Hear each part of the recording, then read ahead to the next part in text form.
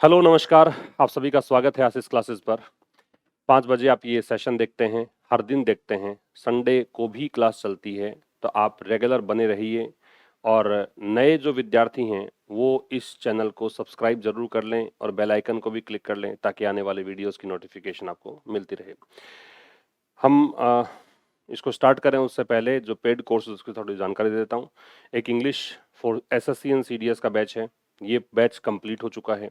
सारे वीडियोज एक साथ आपको मिल जाएंगे, ठीक है। यहाँ आपको पीडीएफ भी उपलब्ध होगा और ग्रामर बहुत अच्छे से, बहुत ही बेसिक तरीके से समझाई गई है। साथ में कॉम्प्रिहेंशन सेगमेंट जो है, चाहे आप क्लोज टेस्ट बोलिए या पीक्यूआरएस बोलिए या फिर पैसेज, वो भी बहुत अच्छे से एक्सप्लेन किए गए हैं। साथ ही में ये वाला जो है एक ट्रांसलेशन बैच में अभी तक शायद 28 तक के वीडियोस हो चुके हैं और पर डे एक क्लास आपको प्रोवाइड करवाई जा रही है इसमें। तो ये वाला बैच एक्सेस कर सकते हैं। यहाँ हिंदी टू इंग्लिश ट्रांसलेशन आपको सीखने को मिलेगा, एक अंडरस्टैंडिंग डेवलप होगी। बेसिक्स वाले भी 11 वीडियोस यहाँ पे हैं और नंबर 12 से लेकर आगे वाले वीडियोस एडवांस्ड इंग्लिश वाले हैं। तो अच्छे से आपको ट्रांसलेशन आ जाएगा। जब ये कोर्स कंप्लीट करोगे तो कोई भी ऐसा सेंटेंस बचेगा नहीं जो आपको आएगा नहीं। आज की क्लास हम स्टार्ट करें तो सबसे पहले तो क्लोज टेस्ट डिस्कस करेंगे और क्लोज टेस्ट ये वाला एसएससी प्रीवियस ईयर में पूछा गया क्लोज टेस्ट है। पिछले सालों में एसएससी में पूछा गया क्लोज टेस्ट है। Life is full of dash types of experiences. कह रहा है कि जीवन जो है वो इस प्रकार के एक्सपीरियंसेस से फुल है, भरा हुआ है। तो किस प्रकार के एक्सपीरियंसेस से फुल है? ऑप्शंस दे रखे हैं। वेरीड मतलब अलग अलग प्रकार के। अलाइड, अलाइड का मतलब होता है जो कंबाइंड है। अलाइड का मतलब होता है जो कंबाइंड है, जुड़ा हुआ है, एसोसिएटेड है, इसको बोलते हैं क्या? अलाइड। जो जुड़ा हुआ है उसको बोलते हैं अलाइड, या रिलेटेड भी हो सकता है, संबंधित, लगभग एक जैसा से चीज हो ना, रिलेटेड हो तो उसको भी अलाइड बोलते हैं।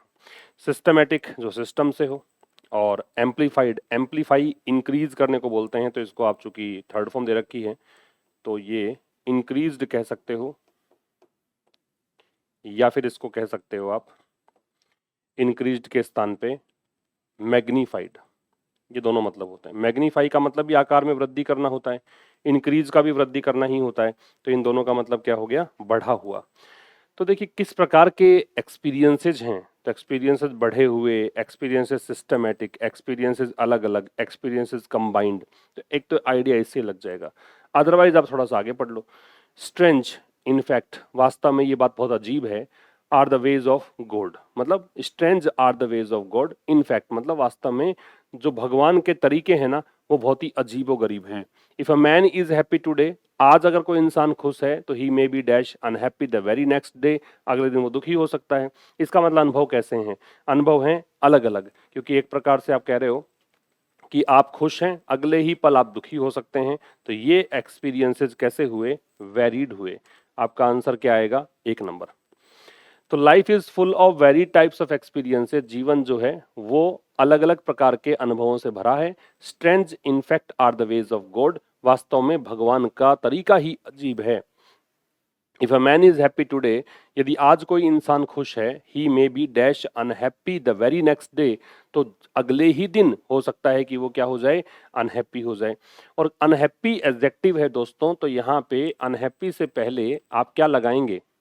एडजेक्टिव है तो एडजेक्टिव से पहले हमें लगाना चाहिए एडवर्ब। एडवर्ब लगाना चाहिए तो क्या काट दूं? ये काट दीजिए। मेजर नहीं आएगा, मेजर एडजेक्टिव है। ये सब चीजें पता हो ना तब क्लोज टेस्ट करते हैं अपन, कि आपको ग्रामर का भी पता हो, आपको कॉम्प्रिहेंड करने की क्षमता भी आपकी अच्छे खासी हो, कि आपको समझ में भी आ रहा हो, तब आप कर सकते हो।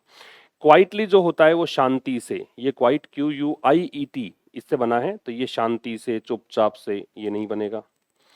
मोस्ट और क्वाइट ये दो बचे। मोस्ट के पहले दे लग जाता, खैर दे तो नहीं लगता क्योंकि दे लगने के लिए तो नाउन भी चाहिए होता आगे। लेकिन मोस्ट मतलब सबसे अनहैप्पी। तो एक्चुअल में जब आप ऐसी कोई चीज कहो ना कि इन सब ग्रुप में से सबसे ज्यादा या सबसे कम, तब आप मोस्ट लगा सकते हो। तो ये वाला ऑप्शन भी काट दीजिए। आपका आंसर क्या आ गया? Quite unhappy. तो वो बहुत ही दुखी हो सकता है अगले ही पल। हालांकि ये क्वाइट भी वैसे ग्रामर से तो गलत ही है, क्यों गलत है? क्योंकि क्वाइट जो है ना एक ऐसा एडवर्ब है जो पॉजिटिव वर्ड से पहले आता है, नेगेटिव वर्ड से पहले इसका यूज होना ही नहीं चाहिए। लेकिन खैर 4 ऑप्शंस में से कुछ कर सकते हैं आप, तो वैसे तो कुछ किया नहीं जा सकता और एसएससी ने ऐसा ही पूछा है। Some dash are pleasant and joyful while others are full of dash. तो कुछ लोग जो हैं वो प्लीजेंट और जॉयफुल हैं, ठीक है, while others are full of dash and pain, जबकि कुछ अन्य जो लोग हैं वो ऐसे हैं, इससे भरे हुए हैं। तो कुछ तो प्लीजेंट एंड जॉयफुल हैं, तो कुछ क्या, किसकी बात कर रहा है? लोगों की बात कर रहा है। तो यहाँ पे देखो ऑप्शंस दे रखे हैं, सम के बाद लगने वाले, सम डिटरमिनर है, आगे नाउन चाहिए। तो सम टेंडराइजेज, टेंडराइज जो होता है ना वो एक प्रकार से किसी चीज को अधिक सॉफ्ट बनाना होता है। जैसे मीट है ना, मीट को आप पकाते हो तो उससे पहले आप उसको सॉफ्ट बनाते हो ताकि वो अच्छे से कट जाए, उसको बोलते हैं टेंडराइज करना। ये तो वर्ब है। रिचुअल्स और कस्टम्स दोनों ही रीति रिवाज है, जो आप डेली रूटीन में करते हो वो आपके रिचुअल्स हैं, वो आपके कस्टम्स रीति रिवाज हैं। एक्सपीरियंसेस जो शब्द हैं इसका मतलब है अनुभव, ठीक है, एक्सपीरियंसेस का मतलब क्या है? अनुभव। तो कुछ एक्सपीरियंसेस, यही बैठेगा, कुछ एक्सपीरियंसेस जो हैं वो प्लीजेंट हैं, जॉयफुल हैं, कुछ एक्सपीरियंसेस सुखद हैं, अच्छी फीलिंग देने वाले हैं और खुशी देने वाले हैं, और जबकि अन्य जो हैं वो भरे हुए हैं दुख दर्द से। तो अन्य क्या? अन्य इथोस, इकोस, माइथोस, पैथोस। अन्य भरे हुए हैं डैश एंड पेन। अब जैसे देखो एंड के दोनों साइड्स में सेम चीजें लगाई, यहां आपने पॉजिटिव वर्ड लगाया प्लीजेंट, तो यहां आपने पॉजिटिव वर्ड लगाया जॉयफुल, ठीक है। वैसे ही आप इधर देखेंगे तो एंड के पहले भी आपका जो वर्ड है वो नेगेटिव आएगा, क्योंकि एंड के बाद वाला जो वर्ड है वो नेगेटिव आपको दे रखा है। यहां देखो नेगेटिव दे रखा है, तो इससे पहले वाला भी नेगेटिव आएगा। नेगेटिव आएगा तो देखो कौन सा लगाऊं। इथोस, इथोस का मतलब होता है जो, जैसे इथोस और माइथोस ये दोनों सेम ही होते हैं, लोकाचार को बोलते हैं। मतलब किसी वर्ग विशेष के, किसी क्लास विशेष के जो ट्रेडिशंस हैं, परंपराएं हैं, उनका जो तरीके हैं, आइडियाज हैं, उनको बोलते हैं हम इथोस एंड माइथोस। बस फर्क इतना है कि इथोस में जो स्पीकर होता है उसकी क्रेडिबिलिटी होती है, जो व्यक्ति बता रहा है उसकी विश्वसनीयता हो सकती है, आप उस पर विश्वास कर सकते हो, उसने अपने एक्सपीरियंस के आधार पर कुछ बयां किया होगा। माइथोस में एक प्रकार से स्टोरी टेलिंग चलती है, जो सुनी सुनाई बात है, कहानी के आधार पर बात बताई जाती है। एको, एको का मतलब प्रतिध्वनि होती है। पैथोस जो होता है ये एक प्रकार से कोई भी पीस ऑफ राइटिंग मान लीजिए, कोई भी व्यक्ति मान लीजिए, है ना, कोई पावरफुल पीस ऑफ राइटिंग हो, लिटरेचर हो, या फिर कोई व्यक्ति हो, है ना, वो अगर कोई दुखमय फीलिंग, सोरो वाली फीलिंग्स अगर वो जनरेट कर सकता है तो पैथोस है। तो ये पावर होता है एक प्रकार से, पावर किसका? दुख वाली फीलिंग क्रिएट करने का। तो यहाँ पे जैसे पेन था ना, वैसे यहाँ पे पैथोस आएगा। तो यहाँ सफरिंग समझ लो, इसको सोरो समझ लो, ठीक है। तो यहाँ आपका आंसर क्या आ जाएगा? Pathos. If at one time a person finds himself on top of the world, कि यदि कोई व्यक्ति कभी उसको ऐसा लगता है कि वो टॉप ऑफ द वर्ल्ड है, दुनिया में सबसे ऊपर है, at the dash time he is depressed and downcast, तो दूसरे पल उसको लगता है कि वो डिप्रेस्ड है, तनाव में है, डाउनकास्ट निराश है। डाउनकास्ट का मतलब होता है डिसअपॉइंटेड, डिसअपॉइंटेड। तो कभी तो लगा आज मैं ऊपर आसमां नीचे, और कभी लगा कि भाई मेरे जैसा तो कुछ दुनिया में रहने लायक ही नहीं है, फिट ही नहीं बैठता है। तो ऐसी फीलिंग यहाँ पे डेवलप हो जाती है। तो क्या लगाओगे? मोस्ट कहोगे, लास्ट कहोगे, सेकंड कहोगे, अदर कहोगे? तो अदर आ जाएगा, क्योंकि कभी तो ऐसा लगेगा और अदर टाइम दूसरे ही टाइम ऐसा लगेगा, तो अदर टाइम लगेगा। तो यहाँ पे क्या कर दोगे आप? ये लगा दीजिए। अदर टाइम का मतलब हो गया कि दूसरे ही पल, तो यहाँ अदर आ जाएगा, ठीक है। तो अपना फिफ्थ में जो आंसर हो जाएगा वो हो जाएगा 4 नंबर। और जो बच्चे प्रतियोगी परीक्षा की तैयारी कर रहे हैं, जो बच्चे जुड़े हुए हैं एसएससी वाले कार्यक्रम से, तो वो बच्चे एक बार इसको वीडियो पॉज करके खुद से आंसर करने की कोशिश किया करो। और इसका जो पीडीएफ है वो टेलीग्राम चैनल पर आई जाता है, तो वहां से आप खुद से सोल्व किया करो, उसके बाद आंसर्स मैच किया करो। एक एसएससी वाली सीरीज भी चल रही है अपनी, है ना, उसमें भी हम कुछ क्वेश्चंस डिस्कस करते हैं, प्रीवियस ईयर क्वेश्चंस भी उसमें होते हैं और नए क्वेश्चंस भी होते हैं, तो वो वाला वीडियो भी देखा करो आप। चलिए सर, स्टार्ट करते हैं आज की क्लास, जिसमें हम बात करेंगे failed summit on the G7 summit in Canada. Failed summit, summit का मतलब क्या है? समिट का मतलब है कि शिखर वार्ता, शिखर वार्ता, कॉन्फ्रेंस को हम कह सकते हैं, ठीक है ना। किसको कह सकते हैं? कॉन्फ्रेंस को। कॉन्फ्रेंस मतलब एक प्रकार से जो शिखर सम्मेलन है या मीटिंग है, तो इसको आप लिख लीजिए कॉन्फ्रेंस। समिट को हम क्या बोलेंगे? कॉन्फ्रेंस कहेंगे। तो ये हो गया कॉन्फ्रेंस, ठीक है। तो फेल्ड समिट का मतलब हो गया असफल कॉन्फ्रेंस रही, असफल मीटिंग रही, असफल शिखर सम्मेलन रहा। तो इसका ट्रांसलेशन एग्जैक्टली आप करोगे तो इसका ट्रांसलेशन है असफल शिखर सम्मेलन। थोड़ा सा बड़ा ये आर्टिकल दिया हुआ है, जितना पोर्शन में पढ़ाता हूं आपको उसमें थोड़ा सा बड़ा ये है, ठीक है। कॉन्फ्रेंस के साथ साथ एक मीटिंग भी आप नोट कर सकते हैं। तो ये असफल शिखर सम्मेलन है, ये बेटा नाउन है और ये एडजेक्टिव है, ठीक है। और ये एडजेक्टिव जो है फेल्ड, ये पास्ट पार्टिसिपल है क्योंकि थर्ड फॉर्म है। जब एडजेक्टिव आईएनजी फॉर्म में आता है तो उसको प्रेजेंट पार्टिसिपल कहा जाता है, और जब थर्ड फॉर्म में आता है तो उसको पास्ट पार्टिसिपल कहा जाता है। किसको लेकर लिखा गया है? On the G7 summit in Canada, Canada में जो G7 शिखर सम्मेलन हुआ उसको लेकर लिखा गया है। आगे सब हेडलाइन है कि India must reassesses the usefulness of attending G7 meetings. Reassess जो है ना, री को हटा दूं अगर मैं, तो ये समझो री का मतलब तो पुनः होता है, दोबारा होता है। असेस क्या है? असेस का मतलब है अप्रेज करना, या इसे कहते हैं इवेल्युएट करना, मतलब मूल्यांकन करना, ठीक है। तो India must reassess, India subject हो गया। इंडिया की वर्ब है मस्ट रीअसेस, जिसमें मस्ट है वो हेल्पिंग वर्ब है और रीअसेस है वो मेन वर्ब है। तो भारत को जरूर से जरूर पुनः मूल्यांकन करना, री का मतलब पुनः और ये मूल्यांकन करना। तो भारत को जरूर से जरूर पुनः मूल्यांकन करना चाहिए द यूजफुलनेस, किसका? उपयोगिता का, यूजफुलनेस का। यूजफुलनेस किसकी? अटेंडिंग G7 मीटिंग्स की, G7 जो ये मीटिंग्स होती हैं उनको अटेंड करने की उपयोगिता के बारे में यहाँ पुनर्मूल्यांकन करना चाहिए। इंडिया नाउन है, मस्ट मॉडल ऑक्सिलरी वर्ब है, ये मेन वर्ब है। मस्ट का प्रयोग हम ऑब्लिगेशन के लिए करते हैं, कंपल्सन के लिए करते हैं कि जरूर से जरूर इसके लिए। असेस करे किसको? यूजफुलनेस को। तो यूजफुलनेस इसका ऑब्जेक्ट है, ऑब्जेक्ट नाउन या प्रोनाउन होता है, तो ये नेस दे रखा है तो ये क्या है? नाउन है। द डिटर्मिनर है। ऑव है वो प्रेपोजिशन है। अटेंडिंग प्रेपोजिशन का ऑब्जेक्ट है, ठीक है, तो ये भी नाउन बन जाएगा। G7 मीटिंग्स नाउन है। एट 50 की आयु में या 50 साल इसको हो गए हैं, the G7 a grouping of the most advanced economies. अब ये दे रखा है ना, ये बीच वाली बात, इसको हटा दोगे तो आपको समझ में आएगा कि G7 के बाद में ये सीधा वर्ब दे रखी है यहाँ पे। ये डैश से लेकर उस डैश तक आपको एक एक्स्ट्रा इंफॉर्मेशन दे रखी है। तो 50 की आयु में मतलब जिस पॉइंट पर आप होते हो, जिस स्टेज पर आप होते हो, उसके लिए एट का प्रयोग करते हैं।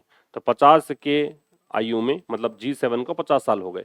इसमें the G7 a grouping of the most advanced economies, ये एक ऐसा समूह है, ग्रुपिंग का मतलब समूह, किसका? मोस्ट एडवांस्ड इकोनॉमीज, तो सबसे उन्नत जो अर्थव्यवस्थाएं हैं उनका समूह है ना, सबसे उन्नत अर्थव्यवस्थाएं हैं उनका समूह है। अब ये मोस्ट जो है वो डिग्री सुपरलेटिव बनाने के लिए यूज किया है, एडजेक्टिव का सुपरलेटिव डिग्री है, ये आपका नाउन है, ये एडजेक्टिव है। द लगना ही था, जब आप डिग्री सुपरलेटिव लोगे, एडजेक्टिव की लोगे तो दे लगेगा। वैसे मोस्ट का मतलब अधिकांश भी होता है, ऑलमोस्ट भी होता है, उस केस में दे नहीं लगता। और मोस्ट का मतलब वेरी भी होता है, उस केस में इसमें ए लगता है, ठीक है। तो G7 जो है वो एक ऐसा समूह है, ग्रुपिंग यहाँ पे नाउन है। तो यहाँ पे समझ लो कि जो बच्चे नए हैं वो समझें ध्यान से कि आप जब ऐसे समझते हो कि आईएनजी लग गया तो क्रिया ही होगी, ऐसा जरूरी नहीं है। आईएनजी लगने के बाद में नाउन भी हो सकता है ना, और एडजेक्टिव भी हो सकता है। ये डिटर्मिनर के बाद में है तो मैं इसको नाउन बोल रहा हूँ। तो G7 जो एक समूह है सबसे ज्यादा एडवांस्ड इकोनॉमीज का, शुड अपीयर रोबस्ट, इस G7 को शुड आ रहा है स्ट्रॉन्ग पॉसिबिलिटी के लिए। शुड आपने समझा है आज तक एडवाइस या सजेशन के लिए, लेकिन यहां पे जो शुड है वो किसके लिए आ रहा है? स्ट्रॉन्ग पॉसिबिलिटी के लिए। शुड आ रहा है स्ट्रॉन्ग पॉसिबिलिटी बताने के लिए, मस्ट की जगह आ रहा है।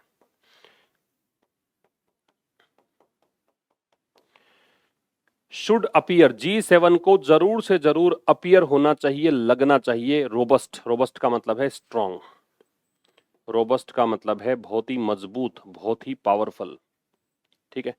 कोहेसिव का मतलब है यूनाइटेड, एकजुट दिखना चाहिए, यूनाइटेड। कोहेसिव का मतलब क्या है? यूनाइटेड। इसको एकजुट मतलब ऐसा नहीं दिखे कि मतलब डिवाइडेड है, अनडिवाइडेड दिखना चाहिए। एंड एक्सपीरियंस्ड और अनुभवी दिखना चाहिए इन मैनेज करने में किसको, ग्लोबल कॉन्फ्लिक्ट, जो वैश्विक संघर्ष हैं, वैश्विक विवाद हैं, डिस्प्यूट को बोलते हैं कॉन्फ्लिक्ट। ठीक है, कॉन्फ्लिक्ट का मतलब क्या है, डिस्प्यूट या क्वेरल, एक ही बात है, जो भी वैश्विक झगड़े हैं उनको मैनेज करने में। तो G7 को जरूर से जरूर ऐसा अपीयर होना चाहिए कि ये रोबस्ट है और क्या है, ये रोबस्ट है और कोहेसिव है और एक्सपीरियंस्ड है। रोबस्ट है मतलब स्ट्रॉन्ग है, पावरफुल है। कोहेसिव है मतलब यूनाइटेड है, अनडिवाइडेड है। एक्सपीरियंस्ड है मतलब अनुभवी है। इन मैनेजिंग ग्लोबल कॉन्फ्लिक्ट, जो भी वैश्विक संघर्ष हैं उनको मैनेज करने में। क्लियर है, ग्लोबल एडजेक्टिव है भाई, एक्सपीरियंस्ड एडजेक्टिव है, कोहेसिव एडजेक्टिव है, रोबस्ट एडजेक्टिव है, अपीयर लिंकिंग वर्ब है। ठीक है, शुड है वो मॉडल ऑक्सिलरी वर्ब है। वैसे तो यहाँ पे मैन वर्ब होनी चाहिए, शुड अपीयर। ठीक, और आगे देखिएगा, इंस्टेड, इंस्टेड एडवर्ब होता है, इंस्टेड होता है एडवर्ब। पहले तो वर्ड कैटेगरी समझ लो, और इसको आप कहेंगे इंस्टेड को के बजाय, इसको रेदर आप कह सकते हो, के बजाय रेदर। ठीक है, या इंस्टेड को और क्या कह सकते हैं, और इसको हम कह सकते हैं कि ये इसके स्थान पर है, इसको रिप्लेस करने वाला है। ठीक है, तो इसको एक वर्ड और है इन लियू, ये भी कहा जा सकता है इसकी जगह पर। तो इसकी बजाय the G7 summit an outreach session in Kananaskis, ये जगह का नाम है। इसकी बजाय G7 जो शिखर सम्मेलन है, और आउटरीच सेशन का मतलब है इंफॉर्मेटिव सेशन। आउटरीच का मतलब है जब आप आगे बढ़कर खुद से किसी को हेल्प एक्सटेंड करते हो, किसी को आप सूचना देते हो, तो उसको हम बोलते हैं आउटरीच। तो आउटरीच सेशन का मतलब एक प्रकार से इंफॉर्मेशन सेशन मान लीजिए। ठीक है, ये इंफॉर्मेशन सेशन है। तो इसकी बजाय G7 समिट और आउटरीच जो सत्र है, इस जगह पर जो कनाडा में है, प्रेजेंटेड, इसने प्रस्तुत किया। क्या प्रस्तुत किया, ये प्रेजेंटेड हो गई इसकी वर्ब। ठीक है, अ disunited and ineffective force, disunited मतलब जो एकजुट नहीं है, इनइफेक्टिव मतलब अप्रभावी, फोर्स मतलब बल। In the face of, in the face of के दो मतलब होते हैं, जो फिलहाल इसका मतलब है वो है इन द प्रेजेंस ऑफ, मतलब इसके चलते, इसकी उपस्थिति में, इन द प्रेजेंस ऑफ। वैसे इन द फेस ऑफ का मतलब इन स्पाइट ऑफ भी होता है, के बावजूद भी होता है। यहां फिलहाल इसका मतलब है इन द प्रेजेंस ऑफ, किसके उपस्थिति में, some of the most testing conflicts. Testing का मतलब यहां पे क्या है, टेस्टिंग का मतलब है जो डिफिकल्ट है। टेस्टिंग का मतलब क्या है, डिफिकल्ट। टेस्टिंग का मतलब और क्या है, इसको आप ट्राइंग कह सकते हो, मुश्किल। कॉन्फ्लिक्ट मतलब संघर्ष, इंक्लूडिंग प्रेपोजिशन है, इस समेत, किसके समेत, an escalating Russia Ukraine war, एक तो बढ़ता हुआ, एस्केलेट होता हुआ। एस्केलेट का मतलब क्या है, बढ़ना। एस्केलेट जो शब्द है इसका मतलब जो शूट अप हो रहा है, बहुत तेज गति से बढ़ रहा है या सोर हो रहा है। रशिया यूक्रेन वॉर, इन दोनों के बीच युद्ध। The Israel Iran strife, Israel Iran strife मतलब इन दोनों के बीच की जो झगड़ा है वो, इजराइल और ईरान के बीच में जो स्ट्राइफ है, स्ट्राइफ का मतलब होता है डिस्कॉर्ड, झगड़ा। ठीक है, स्ट्राइफ का मतलब क्या होता है, झगड़ा। इसको आप डिस्कॉर्ड कह सकते हो, और इसको कहना चाहो तो आप इसको कॉन्फ्लिक्ट कह सकते हो, फ्रिक्शन कह सकते हो। एक वर्ड और लिख लो, फ्रिक्शन। ठीक है, and Israel ceaseless bombardment of Gaza. Ceaseless का मतलब कंटिन्यूअस, इसका मतलब है कंटिन्यूअस, लगातार, अनएंडिंग, बगैर रुके। बॉम्बार्डमेंट का मतलब है बमबारी, तो गाजा पर लगातार बमबारी चल रही है सब। तो कह रहा है कि वैसे तो G7 को ऐसे अपीयर होना चाहिए कि वो रोबस्ट है, कोहेसिव है, एक्सपीरियंस्ड है ग्लोबल कॉन्फ्लिक्ट को मैनेज करने में। इसकी बजाय G7 समिट और आउटरीच सेशन जो हुआ कैनानिस्किस, कनाडा जो जगह है वहां पे, इसने प्रस्तुत किया एक डिसयूनाइटेड और इनइफेक्टिव फोर्स, किसके चलते, कुछ जो सबसे ज्यादा मुश्किल संघर्ष हैं जिसमें ये नाम लिए हैं, ये शामिल हैं, उनको मैनेज करने में।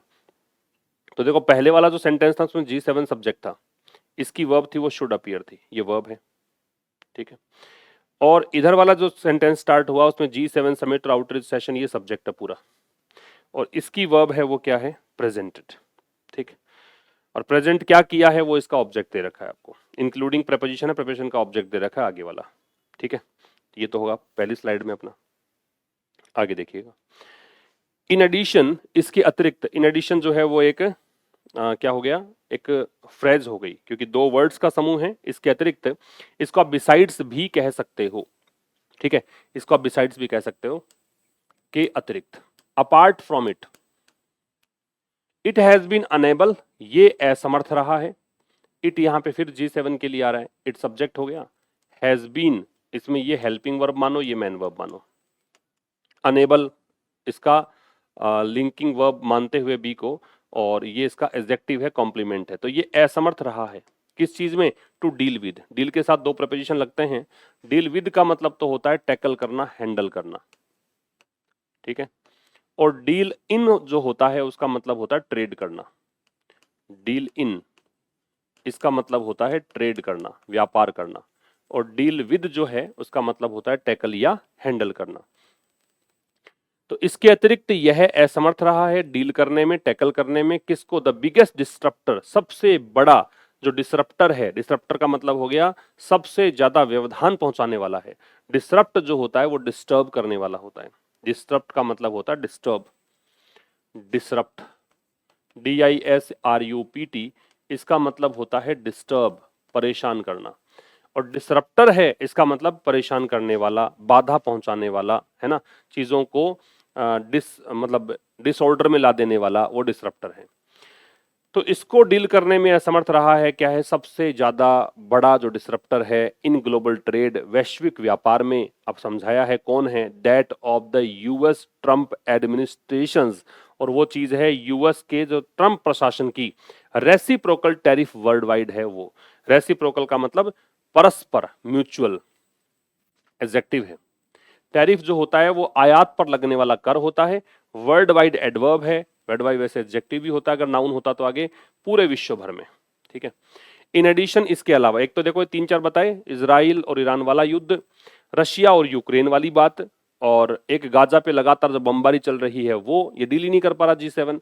साथ में ही ये अनेबल है, ये असमर्थ रहा है इस चीज को डील करने में, किसको डील करने में, सबसे बड़ा जो डिसरप्टर है वो कौन है, ये प्रशासन, जो कि पूरे विश्व भर में परस्पर टैरिफ्स लगा रहा है, कि तुम टैरिफ लगाओगे तो हम भी लगाएंगे, ऐसा चल रहा है। अब इसमें और कुछ तो बताने लायक है नहीं। This years G7 was Rocky from the start, इस साल का जो G7 सत्र था, ये शिखर सम्मेलन था, वॉज रॉकी, वो अनस्टेबल था। रॉकी, रॉकी मतलब होता है अनस्टेबल, रॉक्स मतलब चट्टान होता है। अब चट्टाने जो है ना वो अस्थिर मानो, धरती हिलेगी या कुछ प्राकृतिक ऐसी आपदा आएगी, चट्टाने खिसक जाती हैं अपने स्थान से, तो वो अस्थिर हैं। ऐसे ही आप रॉकी का मतलब याद रखें, अनस्टेबल होता है या वॉबली होता है, अनस्टेबल कह सकते हो या वॉबली कह सकते हो, या रिकेटी एक वर्ड होता है, ये कह सकते हो, ठीक है, अस्थिर। तो जो एक जगह पे स्थिर ना हो उसको हम क्या बोलते हैं, उसको बोलते हैं रॉकी, इसको अनस्टेडी भी कह सकते हो, ये एडजेक्टिव है, ठीक है। तो कह रहा है कि इस साल का जो G7 था, ये इस साल का, ये दिस जो है वो डेमोन्स्ट्रेटिव एडजेक्टिव है, ये आपका नाउन है, अपोस्ट्रोफे है तो जेनिटिव केस है, G7 हो गया नाउन, ठीक है। अपोस्ट्रोफे के पहले और अपोस्ट्रोफे के बाद दोनों ही नाउन होते हैं। ये G7 की वर्ब है वॉज, लिंकिंग वर्ब है, रॉकी है वो कॉम्प्लीमेंट है, एडजेक्टिव है। ये अस्थिर था फ्रॉम द स्टार्ट, शुरू से ही, स्टार्ट नाउन है, द डिटरमिनर है, और फ्रॉम प्रेपोजिशन है, ठीक है। तो शुरू से ही अस्थिर था, एज, क्योंकि ये कंजंक्शन है यहाँ पे, जब एज के बाद में सब्जेक्ट वर्ब होते हैं तो इसको हम कंजंक्शन बोलते हैं। क्योंकि होस्ट कनाडा सो एन अनएक्सपेक्टेड इलेक्शन, जो मेजबान कनाडा है उसने देखा, है ना, होस्ट कनाडा, मेजबान कनाडा, होस्ट का उल्टा होता है गेस्ट, ये सब्जेक्ट हो गया। इसने देखा, ये वर्ब हो गई, क्या देखा, एन अनएक्सपेक्टेड इलेक्शन, अनापेक्षित चुनाव, ठीक है। क्या देखा, इसकी ये ऑब्जेक्ट हो गया पूरा, और वैसे इसको अलग अलग करोगे तो ये डिटर्मिनर, ये एडजेक्टिव, ये नाउन। जस्ट मंथ्स बिफोर, कुछ ही महीनों पहले, बिफोर द समिट, इस शिखर सम्मेलन के। द समिट कैसे, समझ में आ गया कौन सा समिट है, ठीक है। तो बिफोर प्रेपोजिशन है यहाँ पे और समिट यहाँ पे नाउन है और ये डिटर्मिनर है। जस्ट मंथ्स बिफोर, जस्ट जो होता है ना वैसे तो एडवर्ब ही होता है और ये पूरा जो है ये एक फ्रेज बन के भी एडवर्ब ही बनेगा, ठीक है, तो इसको एडवर्ब कहिए। मंथ्स है वो नाउन है। अब आप कहोगे कि इससे पहले नाउन कैसे आ गया, तो एक्चुअल में ये मंथ्स बिफोर द समिट जो है ये पूरा ही एक, ये बिफोर द समिट है, ये तो पूरी फ्रेज बन रही है ना। जस्ट एडवर्ब एडजेक्टिव दोनों का काम कर सकता है, वैसे ये मूल रूप से एडवर्ब होता है लेकिन वो वर्ड कैटेगरी पे डिपेंड करता है, कॉन्टेक्स्ट पर। तो कुछ ही महीनों पहले, समय बता रहा है इसलिए। The government of mark Carney was still finding its feet. Still का मतलब है इवन नाउ, एडवर्ब है, अभी भी। तो कह रहा है कि जो गवर्नमेंट है, सरकार है किसकी, इस व्यक्ति की, वो अभी भी फाइंडिंग इट्स फीट मतलब अपने पैर जमाने की कोशिश कर रही थी। फाइंड वंस फीट का मतलब क्या होता है ये एक फ्रेज है, इसका मतलब है एकस्टम होना, अडेप्ट होना, मतलब अनुकूल बनाने की, माहौल के अनुरूप अपने आप को ढालने की, पैर जमाने की कोशिश कर रही थी। ये होता है एकस्टम या अडेप्ट। फाइंड वंस फीट का मतलब, ठीक है, एडजस्ट करने की कोशिश कर रही थी, ऐसा समझ लो और भी आसान हो जाएगा। एडजस्ट करने की कोशिश कर रही थी, विच मेंट लीडर्स, इसका मतलब ये था कि leaders such as prime minister Modi, कि जैसे नेता जो हैं, जैसे कि प्रधानमंत्री मोदी जैसे नेता, वर इनवाइटेड, इनको इनवाइट किया गया। अब लीडर्स जो है ये सब्जेक्ट है, मतलब वैसे तो पैसिव वॉइस है और पास्ट इंडेफिनिट का पैसिव है, ये इसकी वर्ब है। जस्ट डेज बिफोर, कुछ ही दिनों पहले, बिफोर द समिट मतलब इस शिखर सम्मेलन के, ठीक है। जो गवर्नमेंट है मार्क कार्नी की, वो अभी भी एडजस्ट करने की कोशिश कर रही थी। अर्थ ये था कि लीडर्स जो हैं, जैसे कि सच एज एक फ्रेज है, ये उदाहरण देने के लिए काम आता है, जैसे प्रधानमंत्री मोदी है। अब केवल प्रधानमंत्री होता तो दे लगाते हैं, लेकिन नाम दे रखा है इसलिए दे नहीं लगाएंगे। उनको इनवाइट किया गया, पैसिव वॉइस हो गया, कुछ ही दिनों पहले, और किससे पहले, समिट से पहले। आगे देखो, आगे कह रहा है upheavals in US foreign and trade policy have also caught the grouping off guard. ये कैच समवन ऑफ गार्ड, इसका मतलब होता है सरप्राइज समवन। क्या मतलब होता है, सरप्राइज करना, एस्टोनिश करना, किसी को अचंभे में डाल देना, किसी को आश्चर्यचकित कर देना। अपहीवल्स जो होते हैं वो होते हैं अप्स एंड डाउन्स। अपहीवल्स का मतलब जो डिसऑर्डर है उसको बोलते हैं, डिसरप्शन को बोलते हैं, डिस्टरबेंस को बोलते हैं, जो उतार चढ़ाव है। तो डिस्टरबेंस कह दीजिए, डिस्टरबेंस, या इसको आप डिसरप्शन कह दीजिए, या इसको आप डिसऑर्डर कह दीजिए। डिसऑर्डर मतलब एक प्रकार से उथल पुथल को कह सकते हैं क्या, अपहीवल्स। तो upheavals in US foreign and trade policy, तो यूएस की विदेश और व्यापारिक नीति में जो ये अव्यवस्था थी, हैव आल्सो कोट, तो अपहीवल सब्जेक्ट है यहाँ पे, ये नाउन है, सब्जेक्ट नाउन या प्रोनाउन ही होता है।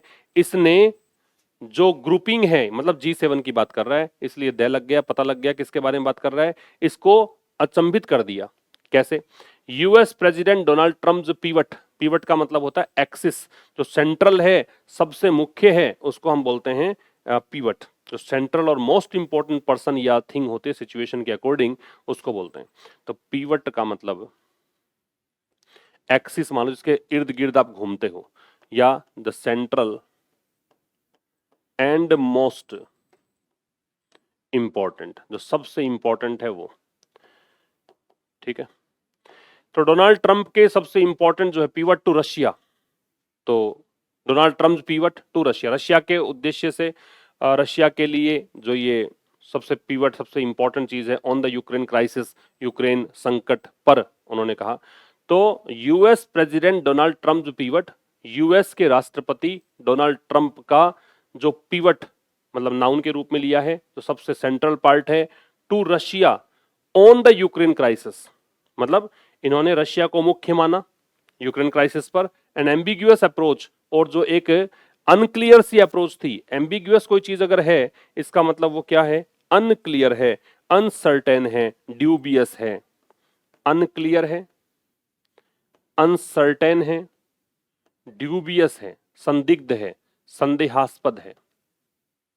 ठीक है, तो ये जो अप्रोच है चाइना को लेकर हैव बीन वो रही है। तो दोनों अप्रोच, एक रशिया को लेकर एक चाइना को लेकर, ये रही है पर्टिकुलर नोटेड, मतलब नोट करने लायक, गौर करने लायक, है ना। हैव बीन मतलब इनको नोट किया गया है, पैसिव वॉइस दे रखा है ना। पर्टिकुलरली एडवर्ब है, विशेष रूप से, स्पेशली। फिर समझ लीजिएगा, यूएस प्रेसिडेंट का, डोनाल्ड ट्रंप का जो पीवट है टू रशिया, एक तो कि इसको इन्होंने कैसे मतलब डील किया है यूक्रेन क्राइसिस पर, ये चीज, और दूसरा यहाँ पे चाइना को लेकर इन्होंने क्या पॉलिसी अपनाई है, वो चीज। ये दोनों चीजें जो हैं उनको नोट किया गया है।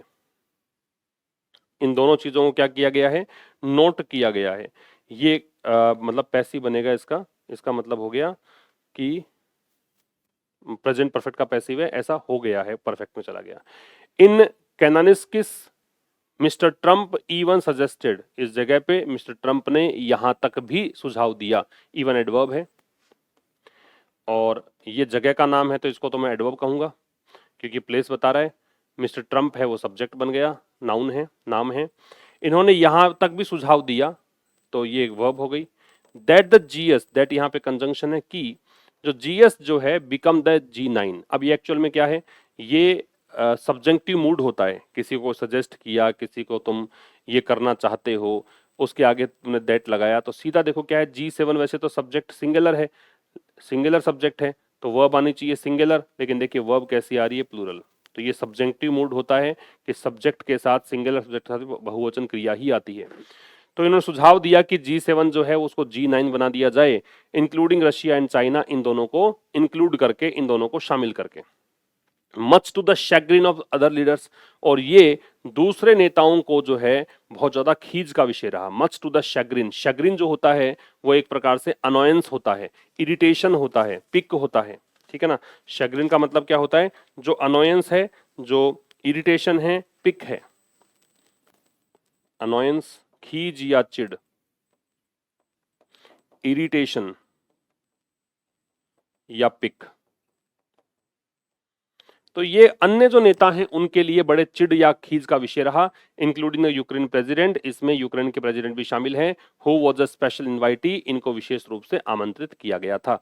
हु रिलेटिव प्रोनाउन है जो आ रहा है प्रेसिडेंट, यूक्रेन प्रेसिडेंट के लिए, और यूक्रेन प्रेसिडेंट की जो वर्ब है वो वॉज है। A special invitee, special adjective, invitee noun, A determiner.